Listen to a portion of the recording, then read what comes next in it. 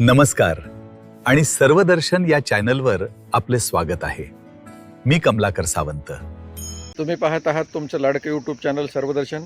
मंडळी, औसा तालुक्यामध्ये होणाऱ्या विविध घटनांपैकी एक घटना म्हणजे मराठवाडा साहित्य परिषद तालुका शाखा औसाच्या वतीनं आणि दिव्यांग सहाय्यता व संसाधन केंद्र औसाच्या वतीनं डॉक्टर बाबासाहेब आंबेडकर यांच्या जयंतीच्या निमित्तानं ज्ञान आणि मनोरंजनाचा एक भाग म्हणून सर्व कवींसाठी काव्यस्पर्धा 2026चं आयोजन करण्यात आले होतं.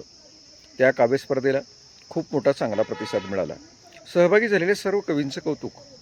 आणि मंडळी, आज दुसऱ्या भागामध्ये सर्व कवडींच्या निवडक काही कविता आपण ऐकणार आहोत. चला तर आपण या नवीन कविता ऐकूया. कवितेचे नाव आहे शिल्पकार. मी डॉक्टर बाबासाहेब आंबेडकर यांच्या जीवनावर आधारित कविता लिहिलेली आहे. ती मी सादर करीत आहे. शिल्पकार. भीमाईच्या पोटी जन्मला एक तेजपुंज तारा, ज्याने बदलून टाकला गुलामगिरीचा वारा. विद्येचे शस्त्र घेऊन रणांगणी उतरला आणि अन्याय विरुद्ध शड्डू ठोकून उभा ठाकला. शिका, संघटित व्हा आणि संघर्ष करा हा मंत्र दिला, ज्याने दबलेल्या मनावरील भीतीचा पडदा सावरला. चवदार तळ्याचा संग्राम असो वा काळारामाची वारी, स्वाभिमानाची ज्योत पेटवली घराघरात न्यारी. हाती घेऊन लेखणी संविधान ज्याने लिहिले, समता, बंधुता आणि न्यायाचे स्वप्न रोज सजविले. दीनदलितांचा कैवारी ज्ञानाचा तो महासागर, ज्याच्या ऋणात राहील सदैव या देशाचा जनसागर. धम्मचक्राच्या प्रकाशाने अंधार सारा सरला, मानवतेचा नवा इतिहास भीमरायाने घडविला. कोटी कोटी काळजात आजही तो धडधडतो, अशा महामानवाचा विचार अखंड मार्ग दाखवतो, अखंड मार्ग दाखवतो. त्याला राहू वाटलं. एके दिवशी असं झालं की कवीचीच महिला जी मंडळी डिलिव्हरीसाठी तिथं आल्या आणि त्याच डॉक्टरांकडे त्यांची डिलिव्हरी होती. मग कवी हळवा होता. डॉक्टरांना म्हणाला की बाबा आता मुलगा होणार आहे की मुलगी होणार आहे, तर तू एक सांकेतिक भाषेत सांग मला. असं आहे का? मग काय सांगावं? तर मला मुलगी जर झाली तर काकडी सांगा असं म्हणजे मला कळत की बाबा मुलगी झाली. बाकीचे माझे सगळे परिवार राहणार आहे, फक्त माझं मला कळावं की मुलगी झाली. बरं, मुलगा झाला तर टोमॅटो असं म्हणून. नेमकं झालीच गंमत अशी की झाले ट्विन्स पहिला. मग आता सांगायचं काय? डॉक्टरही तेवढंच त्या कवीच्या सहवासात राहून डॉक्टर अगदी तज्ञ झाला होता. तो म्हणाला की स्लाड झाले, स्लाड. म्हणून सावंत सरांचं मी हजार पण आम्ही नेहमी सातत्यानं जाणवतोय. यानंतर मी आमंत्रित करतोय का बरं, आमच्यासोबत आलेले माझे मित्र प्राध्यापक देवदत्त मुंडे सर यांना विनंती करण्यात येते की आपण गझल सादर करा. महामानव डॉक्टर बाबासाहेब आंबेडकर यांच्या 135व्या जयंतीनिमित्तानं आयोजित या कार्यक्रमात त्यानंतर मराठवाडा साहित्य परिषद शाखा औसा लातूर आणि दिव्यांग सहाय्यता व संसाधन केंद्र औसा यांच्या विद्यमाने हा कार्यक्रम या ठिकाणी आयोजित करण्यात आलेला आहे.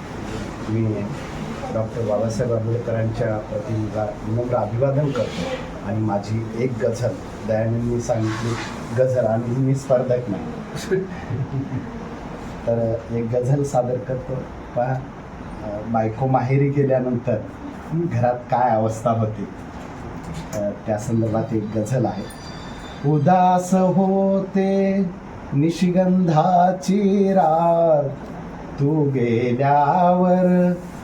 गेल्यावर उदास होते निशिगंधाची रात, तू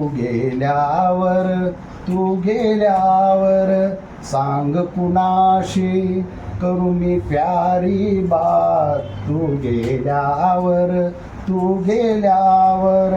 घर सारे मग खायला उठते खरे सांगतो, घर सारे मग खायला उठते खरे सांगतो, फडफडते का निरांजनातील वात तू गेल्यावर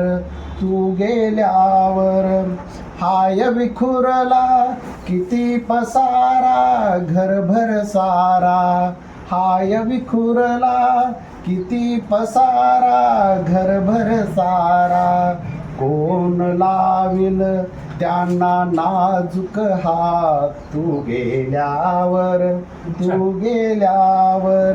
कोण लाविल त्यांना नाजूक हात तू गेल्यावर आरशातल्या मलाच मी मग बोलतो कितीदा आरशातल्या मलाच मी मग बोलतो कितीदा प्रिय रमून गेलो तुझ्याच ग प्रेमात तू गेल्यावर भाकरीला चव आता ती मुळी राहिली नाही भाकरीला चव आता ती मुळी राहिली नाही आणि करपतो कसा काय सारा भात तू गेल्यावर आणि करपतो कसा काय सारा भात तू गेल्यावर शेवटचा से माहेरला तू जातेस तेव्हा हसेच होते माझे माहेरला तू जातेस तेव्हा हसेच होते माझे आणि शोधतो मलाच मी कविता तू गेल्यावर उदास होते निशिगंधाची रात तू गेल्यावर सांग कुणाशी करू मी प्यारी बात तू गेल्यावर